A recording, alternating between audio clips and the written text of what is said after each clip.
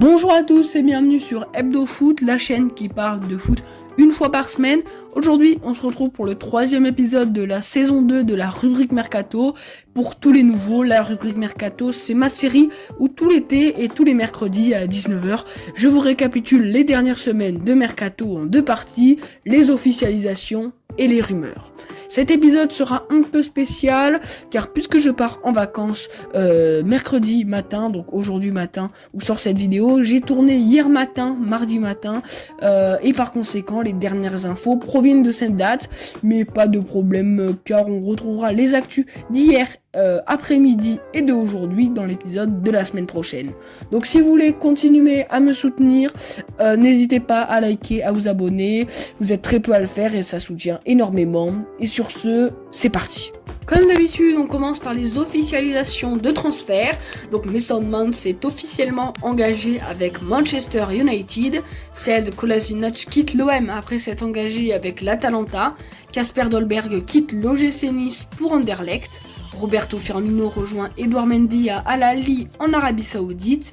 Thiago Mendes quitte l'OL, non pas en direction de l'Arabie Saoudite mais du Qatar, et plus précisément à Al Rayyan. Le PSG a déjà officialisé 5 recrues, Milan Skriniar, Manuel Ugarte, Marco Asensio, Kangin Lee et Lucas Hernandez. Quant au Real Madrid, le club a annoncé la signature d'Arda Güler en provenance de Fenerbahçe. Excusez-moi, deux petits oublis de ma part. Donc Arsenal a prolongé Reiss Nelson et William Saliba jusqu'en 2027, mais va devoir faire face au départ de Xhaka au Bayer Leverkusen, et David Datro Fofana, qui avait été annoncé un temps en Ligue 1, quitte Chelsea en prêt direction l'Union Berlin, qualifié pour la prochaine Ligue des Champions. On continue avec les rumeurs. Après le départ de David De Gea, les Red Devils fonceraient sur André Onana selon Fabrizio Romano. Declan Rice n'a jamais été aussi proche de signer à Arsenal. Chelsea et l'AC Milan se sont mis d'accord concernant le transfert de l'international américain Christian Pulisic, toujours selon Fabrizio Romano.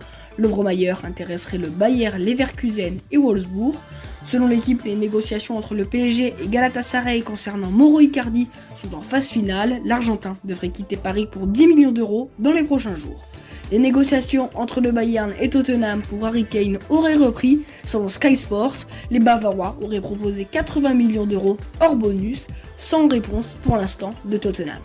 On continue avec Florian Balogun qui était pisté par l'OM mais qui serait également suivi par Chelsea. Lukaku aurait accepté de rejoindre la Juventus. C'est maintenant aux deux clubs de trouver un accord qui selon la presse italienne pourrait inclure Dusan Vlahovic dans le cadre d'un échange.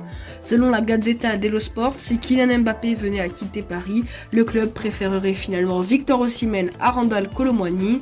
L'international français se dirige plutôt vers Manchester United. Et pour finir, toujours à United, le club va devoir faire face à Newcastle pour Axel Disasi.